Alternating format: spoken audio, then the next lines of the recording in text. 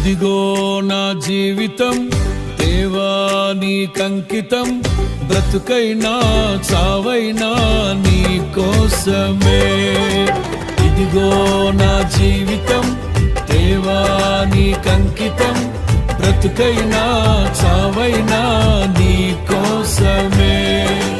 నాకున్నది నీ ఒక్కడివే, నీ బ్రతికేందుకు నీ ప్రేమ చాలయ్యా.